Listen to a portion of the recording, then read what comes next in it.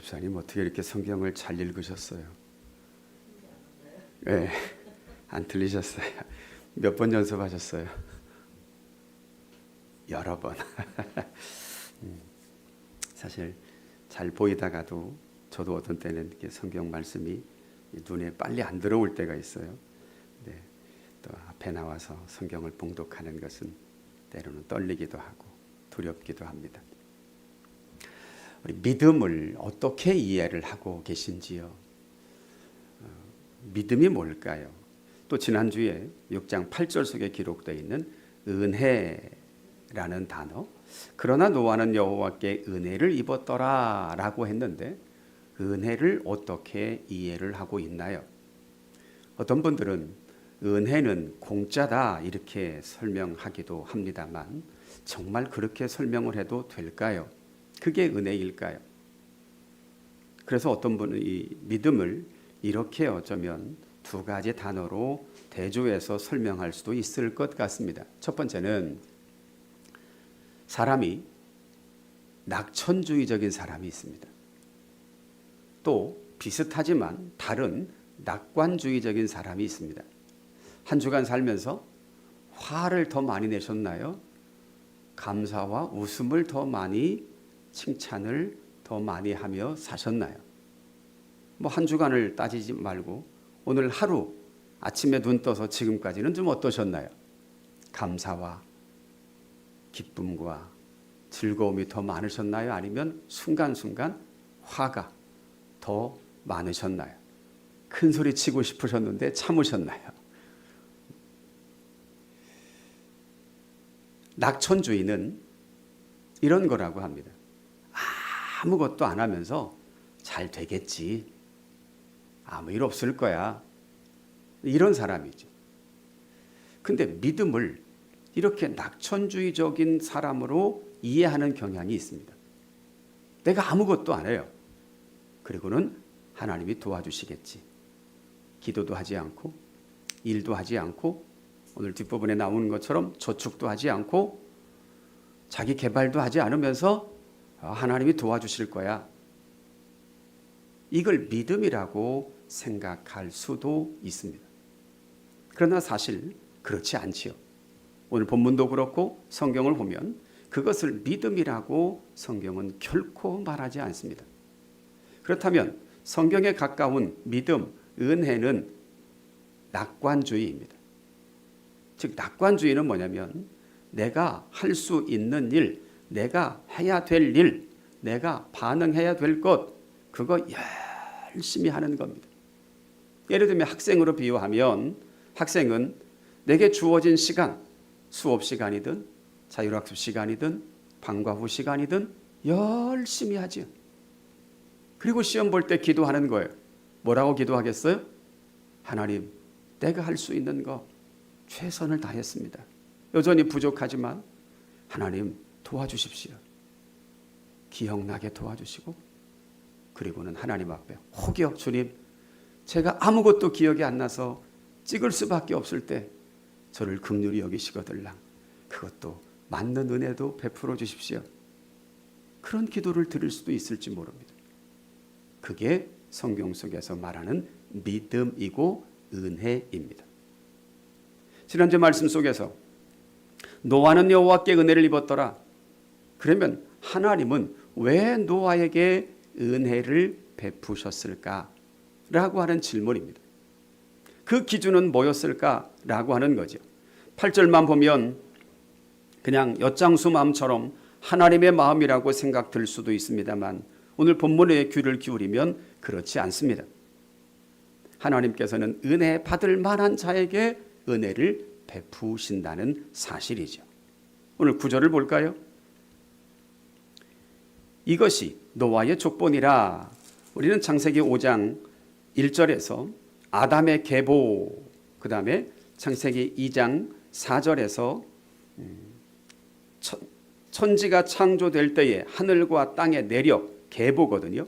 이 톨레도시라고 하는 히브리어인데 5장에서는 아담의 계보, 아담의 족보, 계보, 그 다음에 오늘 본문은 노아의 족보, 노아의 계보라고 말하지만 사실은 노아의 계보라고 표현하면 간단합니다. 3명의 아들 낳았다. 그게 끝이에요. 그러나 그렇게 사람 이름만 기록하려고 하는 것이 아니라 노아의 삶을 말해줍니다. 노아는 어떻게 살았는지. 창세기 2장 4절에서 천지 창조의 내력이 이러하다. 그럼 천지 창조가 어떻게 되었는지, 아담의 계보가 이러하다. 아담의 후손들이 어떻게 살았는지를 말씀해 주고 있었지요. 그럼 노아는 어땠을까요? 9절 볼까요? 노아는 의인이었다라고 말합니다. 노아는 의인이었습니다. 그럼 뭐와 대조가 돼요? 오늘 본문 안에도 나오지만 지난주의 말씀에 의하면 2절 이후 볼까요? 하나님의 아들들이 사람의 딸들의 아름다움을 보고 자기들이 좋아하는 모든 여자를 아내로 삼는지라. 노아는 의인이었고 사람들은 나중에 5절 같은 경우 보면 여호와께서 사람의 죄악이 세상에 가득함, 마음으로 생각하는 모든 계획이 항상 악했다. 그건 뭐냐면 하나님을 눈치 보지 않아요. 하나님을 의식하지 않아요. 자기 마음대로, 자기 생각대로, 자기 좋아하는 대로, 자기 감정대로 그렇게 사는 사람을, 바로 그런 사람들이 죄악이 세상에 가득했다. 생각하는, 계획하는 모든 것이 항상 악했다. 반면에 노아는 의인이라고 말합니다. 그러면 의인이라는 단어는 어떠한 의미일까요? 그 이후에 또 표현해 줍니다. 당대의 완전한 자라. 완전한 자다. 이 완전하다고 하는 단어는 타밈이라고 하는 히브리어인데 어디에 주로 사용되어졌냐면 하나님 앞에 제물, 이 제물을 드릴 때 흠이 없는 제물을 드려야 됩니다. 다리 부러진 거, 이렇게 상한 거, 상처 입은 거, 그런 것들 드리지 말고 완전한 거, 흠이 없는 거. 우리 장사를 해보시면 알잖아요. 고구마든 복숭아든 또 어떤 음식이든 뭐든 흠이 있는 거. 오래전에 육집사님이 그러셨나요? 이 삼계탕을 이렇게 다리를 엮다가 날개 부러지고 다리 부러진 거는 손님들에게 내놔요, 못 내놔요? 못 내놓죠. 네, 안 내놓죠. 흠이 없는 것. 그게 오늘 본문의 완전한 자라는 단어입니다. 하나님 앞에 예물을 드릴 때, 제물을 드릴 때도 눈 상한 자, 다리 부러진 자, 그거 드리지 말라는 거예요. 완전한 거 드리라는 거예요. 하나님이 받으시기 합당하게. 그런데 노아가 바로 그런 사람이었습니다. 그런데 노아는 그럼 완전했을까? 흠이 없었을까? 그런데 앞부분에 이렇게 표현합니다. 당대의 완전한 자라고. 그러니까 어느 누구도 보기에 절대적으로 완전하다 이런 표현이 아니고요. 당대의 완전한 자라고 하면 상대적이죠.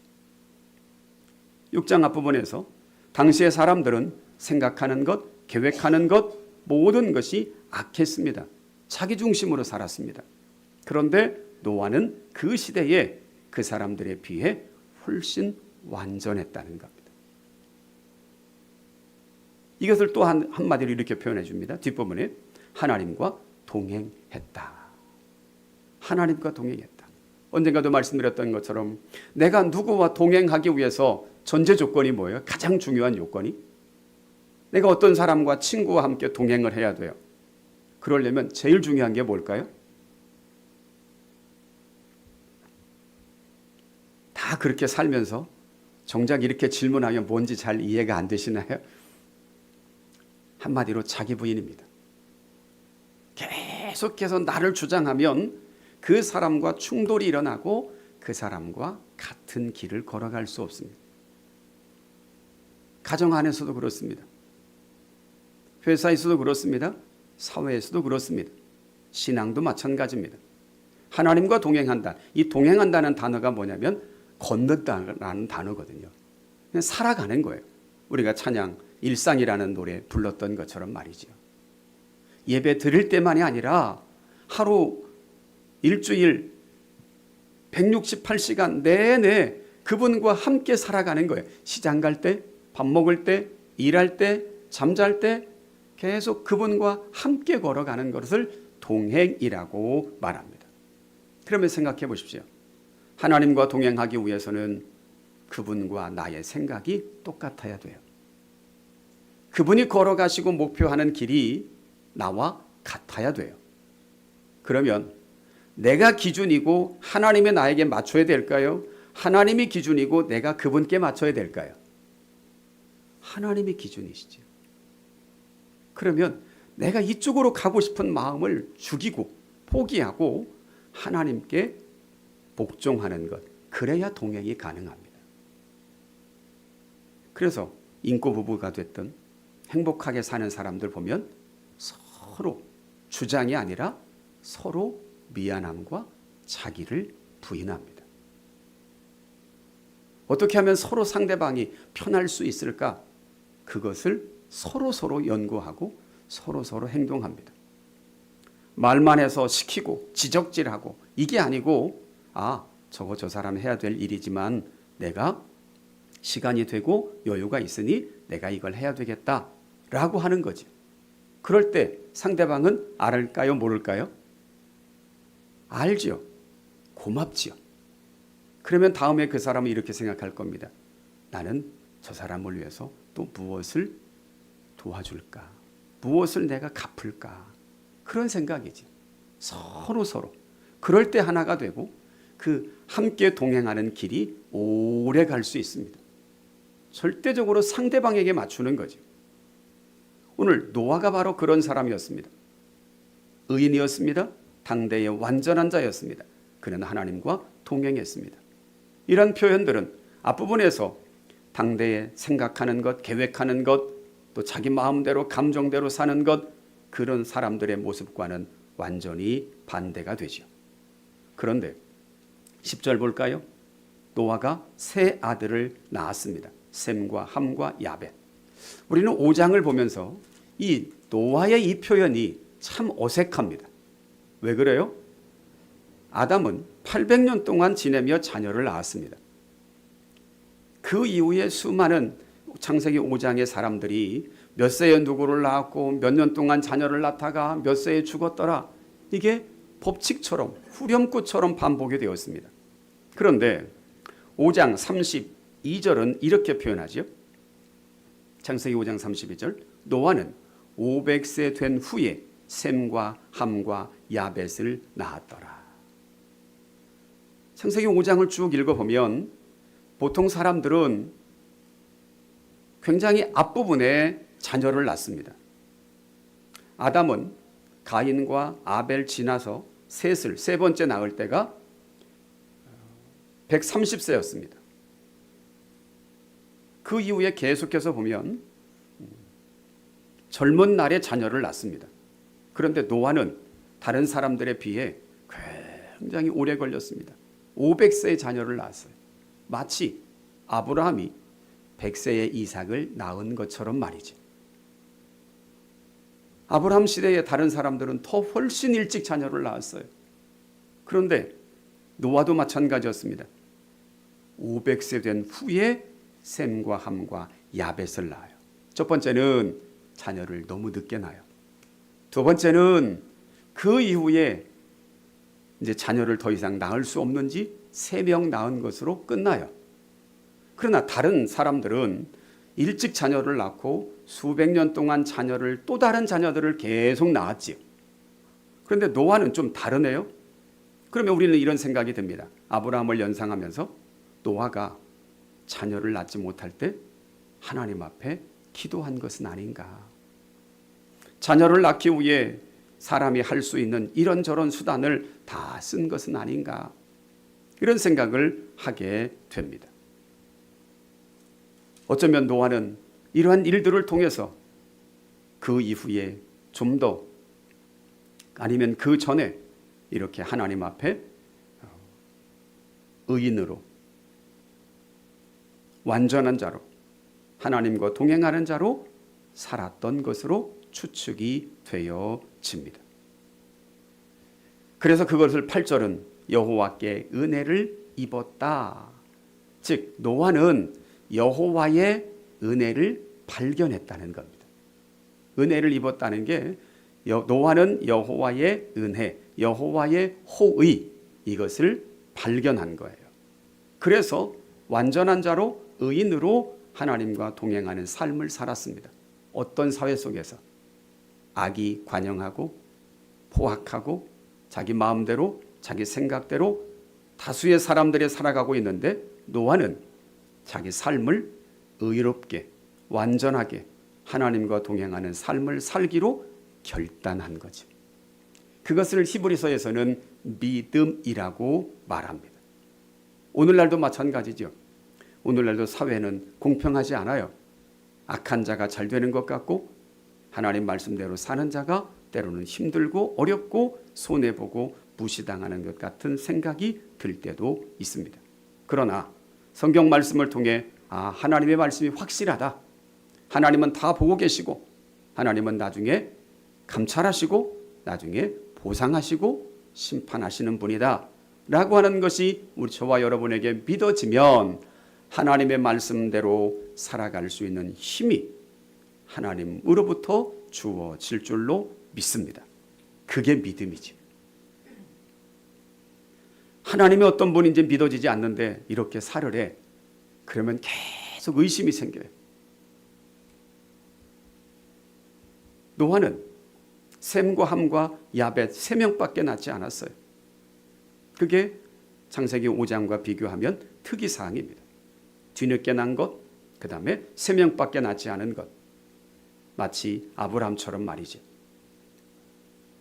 반면 11절 그때에 즉 노아가 이렇게 살아갈 때 당시의 사회는 어땠어요? 지난주의 말씀을 또다시 11절에 설명해 줍니다. 그때에 온 땅이 하나님 앞에 부패했습니다. 온 땅이 부패했다고 하는 것은 땅 자체라기보다 땅에 사는 사람들을 말해주죠. 땅이 부패한다면 더러워진다면 왜 그러겠어요? 사람으로 말미암아 그러죠. 또 포악함, 폭력이 땅에 가득했다는 겁니다. 폭력이 땅에 가득한 것은 바로 사람의 악함을 설명해 줍니다. 12절 이런 삶을 하나님이 보신즉 하나님이 다 보고 계세요. 하나님이 보신다는 사실이 이해가 되세요? 예전에는 잘 이해가 안 갔는데 요즘은 저와 여러분들이 지금 교회에 오는 동안도 다 우리의 삶이 얼굴이 CCTV에 많이 찍혔어요. 집에서 나올 때 차에 블랙박스에 우리 상가에는 CCTV가 없습니다만 그 번화가를 길거리를 걸어가다 보면 주차되어 있고 지나가는 차 블랙박스 또 건물 안에 있는 CCTV에 우리가 수시로 다 찍힙니다. 저희 집에도 저희 어머님이 이제 연세가 많으셔서 저희 형님이 그 CCTV를 설치했어요. 그래서 매 순간 봐요. 그럼 어느 때는 우리 어머님 주무시기도 하고 뭔가를 늘 드시기도 하고 그 불편한 몸으로 부엌에 가서 뭔가를 왔다 갔다 하시기도 하고 종종 봅니다. 그래서 하나님이 우리를 다 보신다는 게 지금은 이해가 돼요. 그러나 옛날에 이런 것이 없었을 때 하나님이 다 보셔? 이게 뭐지? 어떻게 보시지? 잘 감이 안 왔는데 하나님이 다 보세요. 그런데 결과가 뭐냐면 땅이 부패했어요. 왜 그랬을까요? 12절 이는 왜냐하면 땅에서 모든 혈육 있는 자의 행위가 부패함이었더라. 혈육 있는 자. 혈육 있는 자가 뭐냐면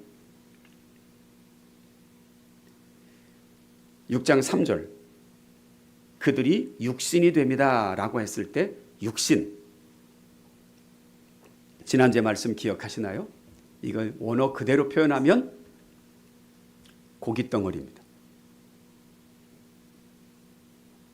육신이 됐다고 하는 건 그냥 고깃덩어리예요. 살이 됐다는 거예요. 그게 오늘 본문 속에서는 혈육 있는 자라는 단어입니다. 동일한 바르사라고 하는 이 동일한 히브리어인데요. 그 혈육 있는 자, 그게 바로 사람이죠. 그 고깃덩어리의 행위가 부패했어요. 그래서 땅 위에 있는 이 모든 사람들이 6장 앞부분에 말한 것처럼 하는 일마다 자기가 좋아하는 것, 모든 여자를 아내로 삼고 폭행하고 악하고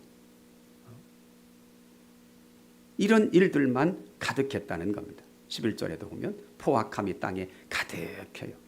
그러나 창세기 1장 28절 이후에 보면 26절 이후에 하나님이 원래 계획하셨던 건 뭐예요? 생육하고 번성하여 땅에 충만하라예요.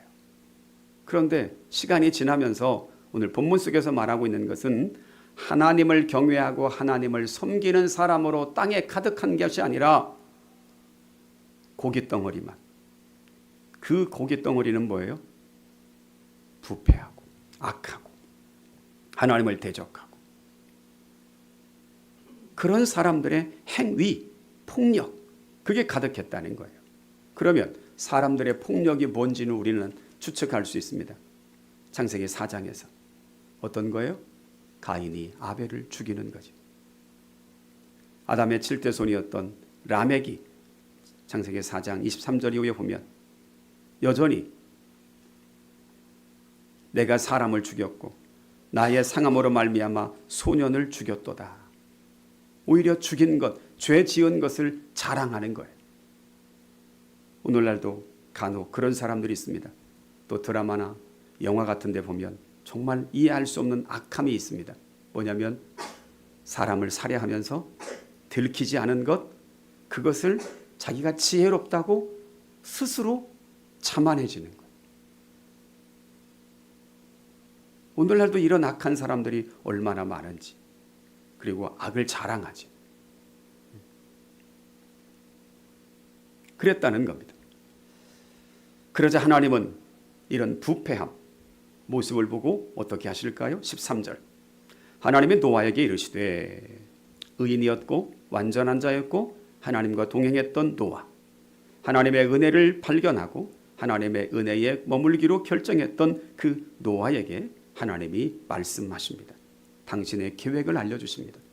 뒤에도 이제 나오겠지만 창세기 18장에도 보면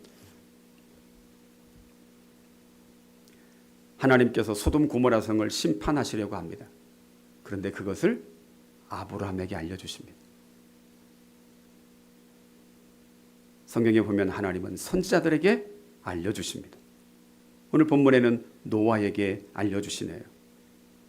모든 혈육 있는 자, 고깃덩어리들의 포악함, 폭력이 땅에 가득함으로 그 끝날 심판의 날, 창세기 1장에서부터 말씀하셨던 2장에서부터 말씀하셨던 그 심판의 날, 죽음, 그 끝날이 내 앞에 이르렀다. 하나님의 앞에라고 하는 단어가 얼굴이거든요. 하나님의 얼굴 앞에 이제 심판이 다가온 거예요. 그래서 어떻게 해요?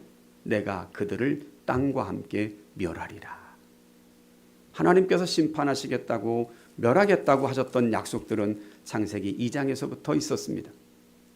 동산 중앙에 있는 선악을 알게 하는 나무의 열매는 먹지 마라. 먹는 날에는 어떻게 된다? 죽는다. 반드시 죽는다. 하나님의 창조 계획 속에 처음부터 있었습니다. 오늘 본문도 마찬가지입니다. 그래서 내가 그들을 땅과 함께 멸하겠다. 하나님이 심판하시겠다 라고 말씀합니다. 그런데 하나님의 은혜를 보십시오. 14절 너는 코페르 나무로 너를 위하여 방주를 만들어라. 너를 위하여. 은혜 입은 자, 의인이고 완전한 자, 하나님과 동행한 자, 너를 위해서 방주를 만들어라. 즉 하나님은 심판하신다고 해서 모두를 심판하시지 않고 심판 속에 구원이 있습니다. 그것은 동시에 일어납니다. 그래서 악한 사람은 심판의 대상이 되지만 동일한 시간, 동일한 장소에서 동일하신 하나님에 의해 의인이었고 완전한 자였고 하나님과 동행했던 노아는 구원을 받습니다. 즉 구원이 뭐냐면 심판에서 제외되는 게 구원이에요. 그래서 어떻게 방주를 만들라고 말씀합니다. 그런데 이 너를 위하여라고 하는데 사실 너를 위하여라고 하는 단어는 노아만이 아니죠. 그의 가족과 뒷부분에 들어가면 사실은 생물 있는, 생명 있는 모든 생물을 구원할 계획이십니다. 방주를 만들라고 말씀하시네요. 그리고 이렇게 표현하십니다. 그 안에 칸들을 막고 역청을 그 안팎에 칠하라. 그러니까 1층, 2층, 3층, 크기는 15절 이렇습니다. 길이가 300규빗, 너비는 50규빗, 넓이는, 높이는 13규빗, 30규빗. 그러면 오늘날로 이것을 대충 따지면 이 정도 됩니다. 길이가 135m, 방주 크기가, 폭은 23m, 높이는 13m. 그 정도 되는 게 방주의 크기입니다. 그런데 전문가들에 의하면 이렇게 오늘날 문서를 통해 표현해 주고 있습니다.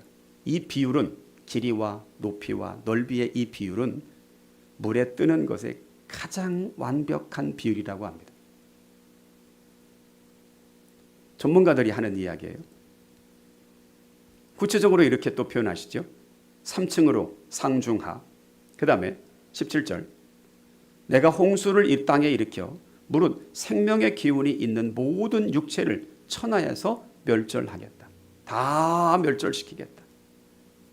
생명 있는 모든 육체, 고깃덩어리죠. 땅에 있는 것들이 다 죽으리라. 창세기 2장에서 표현하셨던 것처럼. 그런데 동시에 18절 볼까요? 그러나입니다. 그러나.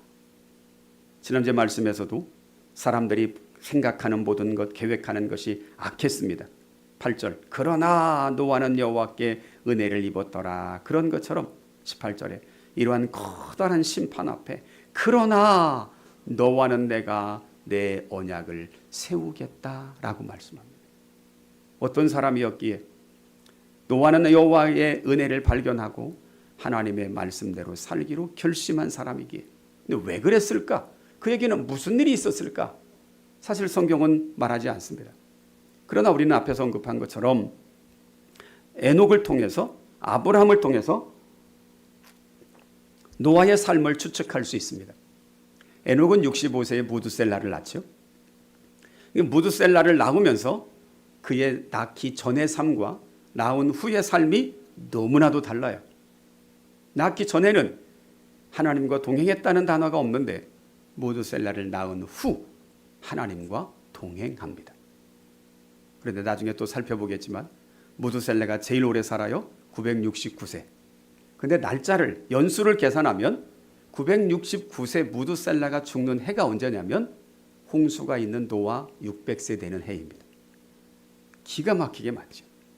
그래서 제가 오래전에 봤던 어느 한 책의 속에서 무드셀라라는 단어 이름 속에 하나님이 아마 심판한다 이 말씀을 주셨고, 그래서 에녹은 그 이후부터 하나님과 동행하는 삶을 살았다라고 하는 글을 읽었는데 그 뒤를 다시 찾으려고 하니까 나타나지 않아요. 그런데 거의 설득력 있어 보입니다. 그렇다면 노아도 마찬가지였을 겁니다. 어떻게 노아는 은혜를 입었을까? 하나님의 은혜를 발견했을까? 성경 속에서 많이 우리에게 초청하는 단어는 뭐냐면 생각하라입니다. 생각해봐라. 하나님의 말씀이 거짓인지 참인지 생각해봐라. 대조해봐라. 세상의 경쟁과 세상의 폭력과 그 방법대로 미련하고 게으른 방법대로 사는 것이 진짜 살리는 길인지 생각해봐라. 통계를 내봐라. 하나님의 말씀대로 사는 것이 더 올바르고 진짜 생명인지 비교해 보라는 겁니다. 우리는 성경을 통해서 그 사실을 확인할 수 있습니다. 하나님의 말씀대로 사는 것이 복이고 은혜고 생명이고 행복이라는 사실을 말이지. 노아도 아마 그랬을 것 같습니다. 그렇게 살았던 노아에게 하나님께서는 은혜를 베풀어 주십니다. 그를 구원하십니다. 오늘 18절은 구체적인 방법은 언약을 세우겠다라고 말씀합니다. 다른 모든 육체, 고깃덩어리들은 다 멸절하고 죽이겠고 심판하겠는데 의인이었고 완전한 자였고 하나님과 동행한 너에게는 내가 언약을 세우겠다.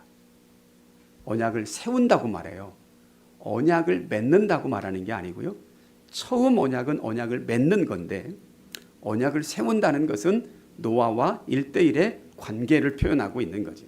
그러면 그 전에도 언약이 있었던 거고요. 언약을 세우겠다. 어떻게? 너는 네 아들들과 네 아내와 네 며느리들과 함께 그 방주로 들어가라. 그냥 의롭게 살았다고 해서 구원받는 것이 아니라 어떻게 해야 돼요? 구원은 방주에 들어가야 돼요. 그 들어간다는 표현은 아마도 나중에 신약에 들어오면 예수 그리스도 안에라는 단어로 연결되어지는 것 같습니다. 예수 그리스도 안에라는 단어. 그분과 내가 하나가 돼야지 그분과 내가 관계가 없으면 구원은 나와는 무관한 거죠. 그래서 방주로 들어가고 라고 말하고 있습니다. 또 혈육 있는 모든 생물, 그러니까 14절에서는 너를 위하여 라고 말했지만 19절에서는 혈육 있는 모든 생물, 다가 아니죠. 각기 암수 한 쌍씩 방주로 이끌어들여 들어가고 이끌어들여 똑같은 단어입니다. 보라고 하는 히브리어인데요. 들어가고 이끌어들여 너와 함께 생명을 보존하게 해라. 하나님께서 의인이었고 완전한 자였고 하나님과 동행했던 노아를 구원하시는데 방주로 들여보냅니다. 들어가라. 그런데 그것만이 아니라 노아에게 사명을 주시네요. 암수 한 쌍씩 그들의 생명을 보존하게 해라 라고 말합니다. 앞부분에 창세기 2장에서는 그것을 뭐라고 표현하셨냐면 에덴 동산에 있는 모든 것들을 경작해라, 가꾸어라 라고 사명을 주셨죠. 근데 그 사명을 감당 모든 사람들이 못한 거예요. 오늘 노아에게는 생명을 끌어들여 그 생명을 보존하게 해라 라고 사명을 주십니다. 20절 구체적으로 새가 종류대로 가축의 종류대로 땅에 기는 모든 것이 종류대로 둘씩 낳아오리니. 그럼 어떻게 이끌어드릴까? 노아가. 그런데 참 하나님께서 창세기 1장에 보면 하나님이 다 종류대로 창조하시잖아요. 그 처음에 창조하셨던 것을 종류대로 암수 한 쌍씩 들여보내서 생명을 보존하게 하라라고 말합니다. 그런데 노아가 어떻게 들여보내는 게 아니라 20절은 둘씩 4개로 나아온다라고 말해요. 그러니까 노아가 잡아서 들여보내는 게 아니라 하나님이 노아 앞으로 나아오게 하시겠다는 거죠. 창세기에도 보면 앞부분에도 하나님께서 아담에게 생물들이 다 지나가게 합니다. 기억나시나요? 그러면 아담이 일컫는 게 그의 뭐가 됐다고요? 이름이 됐다라고 표현하십니다. 아담 앞으로 다 지나가게 하세요. 그런 것처럼 방주 안으로 하나님께서 들여보내시겠다는 거예요. 내게로 나아오리니 너는 할 일이 뭐냐? 생명을 보존하게 하라. 19절도 생명을 보존하게 해라. 너와 함께 생명을 보존하게 해라. 그러면 그 심판에 방주에서 얼마가 있어야 되는지는 본문 안에 나오지 않지만 뒤에 가면 이제 나오지만 그러기 위해서 생명을 보존하기 위해서 어떻게 해야 될까요? 우리는 이런 생각을 할 수 있을지 몰라요. 그 기간이 얼마일지 몰라도 배가 안 고팠으면 좋겠고 안 먹어도 살았으면 좋겠고 이러면 얼마나 좋을까요? 혹시 그런 생각 해보셨을 때 있으세요? 너무 바쁘고 먹을 시간도 없을 때 안 먹고 살았으면 좋겠다 이런 생각 해보신 적 있으세요? 그러다가 또 어느 때는 먹는 재미가 없으면 삶을 어떻게 살아갈까 또 이런 생각이 들죠. 오늘 본문 21절은 이렇게 말씀합니다. 생명을 보존케 하는 방법, 너는 먹을 모든 양식을 내게로 가져다가 저축해라. 하나님께서 이 좁은 방주 안에 많은 것들을 들여보내시면 얼마의 기간이 있을지 모르지만 먹어도 안 먹어도 배가 안 고프고 그러면 양식을 갖다 비축하는 수고로움이 없어도 되잖아요.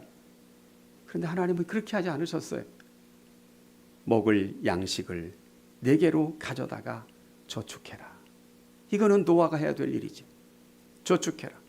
그러면 이 기간 동안 얼마나 많은 양을 저축해야 될까요? 뒤에 보면 방주에 150일이 동안 있거든요. 한 반년 동안 있는데 반년 동안 그 많은 공중의 새들, 동물들, 짐승들, 먹을 양식 참 어마어마하죠. 그것들을 갖다 저축하라 라고 말합니다. 앞에서 언급한 것처럼 은혜는 아무것도 안 해도 하나님이 다 알아서 해주는 게 아니라는 겁니다. 방주를 지어야 됐지요.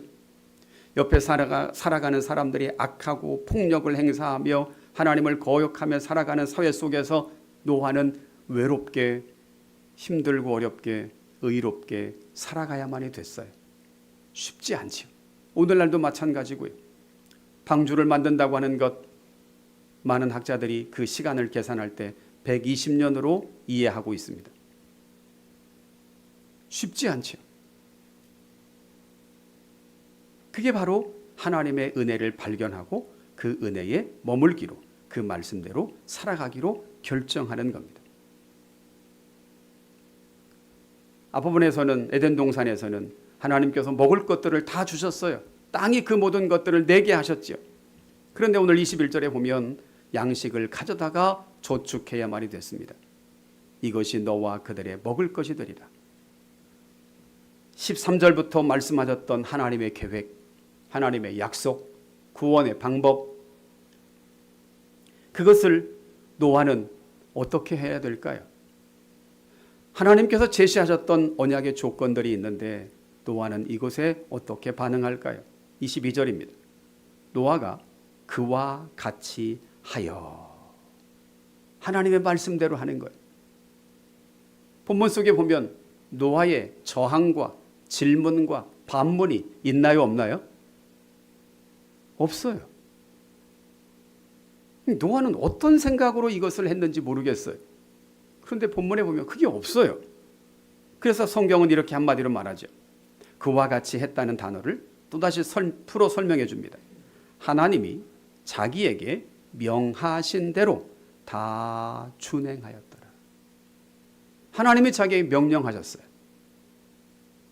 생각해 보면 얼마나 외로웠을까, 얼마나 힘들었을까. 그리고 학자들이 말하는 대로 120년 동안 이 방주를 짓는다면 오늘날도 생각해 보세요. 어마어마하지요. 길이가 135m나 되고 높이가 23m나 되고 3층으로 짓고 폭이 23m, 높이가 13m 되는 이 어마어마한 거를 상상해 보십시오. 도대체 나무가 얼마나 필요한지, 이 나무는 어떻게 만들고 공급하는지, 설계도는 어떻게 되는지, 과거에 만들었던 선례도 없고 정말 쉽지 않죠. 비는 날씨는 올 것 같지 않고 그들에게 순간순간 노아와 아들들에게 의심이 생기지 않았을까요? 그런데 한마디로 그 모든 과정이 있었는지 없었는지는 모르지만 그 모든 것들을 있었다 하더라도, 의심이 있었다 하더라도 그 모든 걸 극복하고 말씀대로 순종한 것을 22절은 한마디로 말합니다. 하나님이 자기에게 명하신 대로 다 준행했다. 100% 전부 다 준행했다라고 말합니다. 여기 준행했다라고 하는 단어가 사실은 어떤 단어냐면 하나님이 창조하셨다라고 할 때 사용되는 아사라고 하는 히브리어입니다. 하나님이 만드셨다, 사람을 만들었다 할 때 이 단어거든요. 그럼 노아도 뭐냐면 그냥 순종만 아무 생각 없이 한 것이 아니라 하나님의 뜻에 동참해서 하나님의 창조의 역사 속에 함께 동참하는 일들을 한 거예요. 오늘날도 우리들에게 그런 일들 중에 하나가 뭐냐면 자녀를 낳는 일이라고 저는 이해되어집니다. 하나님께서 권한을 주셨거든요. 하나님만이 하실 수 있는 자녀를, 생명을 낳는 것, 창조하는 것, 그것을 사람에게 위임해 주신 거예요. 또 하나님께서는 하나님의 나라를 이루어 가십니다. 그리고 우리들에게 맡기셨습니다. 교회를 세우겠다라고 하신 것을 우리들에게 맡기셨어요. 하나님의 나라를 이루어 가시겠다고 하는 것을 우리들에게 위임하셨습니다. 그래서 우리들로 하여금 순종케 하시고 복음을 전하게 하시고 전도하게 하시고 하나님의 하나님 되심을 드러내게 하시죠. 그래서 하나님의 거다란 창조 계획 속에 우리들을 초청하시고 그 속에 함께 동참하게 하십니다. 그 단어가 22절 하반절에 준행했다라는 단어입니다. 그것도 자기 생각이 없어요. 자기 마음에 드는 건 하고 마음에 안 드는 건 안 하고, 그게 아니고 다 모두 다 하나님께서 자기에게 명하신 대로 준행했다라고 말합니다. 앞에서 언급한 것처럼 어떻게 이것이 가능해요? 내 생각이 없어지는 거예요. 내 생각이 언제 없어질까요? 하나님의 뜻에 동의가 되어질 때죠. 언제 하나님의 뜻에 동의가 되어질까요? 하나님의 말씀이 옳고 하나님의 말씀이 맞고 내 생각은 언제나 틀렸다는 거예요. 성경은 사실은 그것을 증명해내고 있습니다. 인간들의 생각은, 욕심은 언제나 틀렸어요. 다 살려고 몸부림을 치는데 오늘 본문에도 나옵니다만 결과는 멸망이에요. 그러나 노아처럼 하나님의 말씀대로 살면 그게 진짜 삶이죠. 그게 진짜 생명이죠. 우리의 짧은 생애 속에서 그 사실을 경험하시나요? 저도 최근에 그 사실을 경험하고 있습니다. 내가 잘 살고 싶고 내가 편하고 싶고 나의 안전을 위해서 내가 무엇을 해야 되는지, 그런데 돌아보면 내 생각, 내 열심으로 했던 것이 안전일까? 아닌 거예요. 하나님의 말씀대로 순종하는 것이 미련해 보이고 둔탁해 보이고 오래 걸리는 것 같은데 그게 안전이에요. 그게 진짜예요.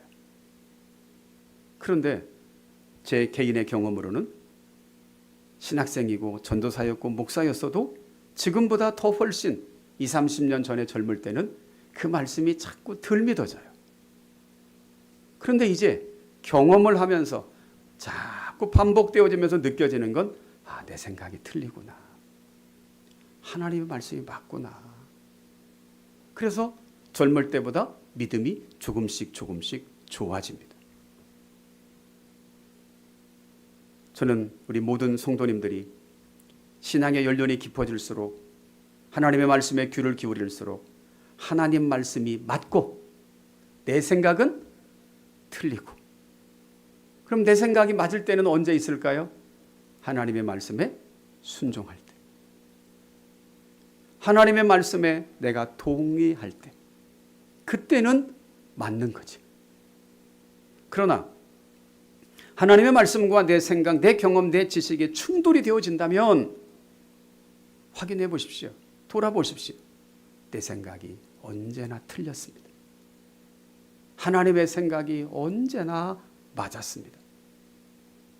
그래서 이걸 확인한다면 앞으로의 삶을 통해서는 하나님의 말씀이 맞다고 하는 것에 100% 우리는 신뢰하며 자꾸 충돌이 되어지려고 할 때 하나님의 말씀을 하와처럼 멀리하거나 가인처럼 하나님의 말씀을 등한시하는 어리석은 자가 아니라 내 생각을 십자가에 못 박아 죽이는 일에 열심을 내는 저와 여러분들 되기를 소망합니다. 여호와께 은혜를 입었다고 하는 것은 아무것도 하지 않았다는 것이 아닙니다. 믿음이라고 하는 것은 아무것도 하지 않아도 하나님이 내게 선물로 주어진다고 표현하고 있는 것이 아닙니다. 하나님은 아무에게나 선물을 주실까요? 아무에게나 은혜를 주실까요? 은혜 받을 만한 자에게 은혜를 주신다고 성경은 말씀합니다. 선물도 우리도 누구에게 선물을 주시나요? 선물 받을 만한 일을 하는 사람에게 그 지켜보다가 선물을 주시거든요. 소위 엿장수 마음대로 그냥 닥치는 대로 걸리는 대로 그렇게 하나님께서 은혜 베푸시지 않습니다. 그러면 이때 이 악한 사회 속에서 노아가 의인으로 완전한 자로 하나님과 동행하며 살은 믿음의 결단이 있었다면 오늘을 살아가는 우리의 사회 속에서도 저와 여러분들이 여호와의 은혜를 발견하고 여호와께 은혜를 입을 수 있는 방법은 뭐예요? 이 악한 사회 속에서 우리도 의인으로 완전한 자로 하나님과 동행하는 삶, 22절의 말씀처럼 하나님이 자기에게 명하신 대로 다 준행하는 삶을 살아야 될 줄로 믿습니다. 그게 바로 하나님의 은혜 받기에 합당한 삶이고 그게 바로 성경 속에서 말씀하는 믿음입니다. 하나님의 하나님 되심에 올바로 반응하는 거지요. 우리는 이러한 하나님의 은혜, 하나님의 한없는 사랑을 성경을 통해 우리의 삶을 통해 과거를 통해 뒤돌아보고 점검하면서 하나님의 그 일관되심, 하나님의 선하심, 하나님의 살아계심, 하나님의 감찰하심, 그리고 하나님의 심판과 구원으로 보상하심, 이 하나님을 신뢰하며 점점 악해져 가는 이 세상 속에서 하나님과 동행하는 삶을 살기로 결단하는 우리 모두 되기를 주님의 이름으로 축복합니다.